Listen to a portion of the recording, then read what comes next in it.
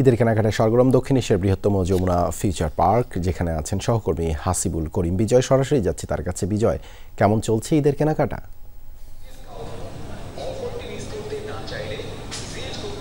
দেবাশিস, ঈদের কেনাকাটা কিন্তু জমে উঠেছে এবং ঈদের যেহেতু শেষ সময়, আজকে 27 রমজান, ঈদের কেনাকাটা অনেকেরই শেষ আবার অনেকেরই শুরু, এমনটাই দেখা যাচ্ছে। সবাই অনেকেই তো জামা কাপড় কিনেছে, তাদের পোশাক আশাক যা ঈদের জন্য প্রয়োজন তারা কিন্তু কেনাকাটা যমুনা ফিউচার পার্কে করেছে।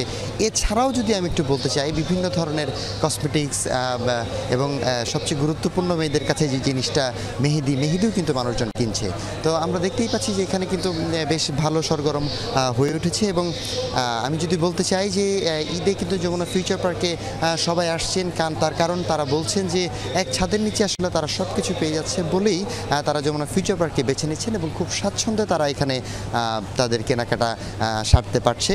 এবং সব কিছু মিলিয়ে যদি আসলে বলতে চাই যে ঈদকে কেন্দ্র করে মানুষের মধ্যে যে উৎফুল্লতা, যে উৎসব আমেজ, তা কিন্তু এখন ঈদের শেষ মুহূর্তে আমরা লক্ষ্য করতে পারছি। দেবাশিস, ধন্যবাদ বিজয় যুক্ত হবার জন্য।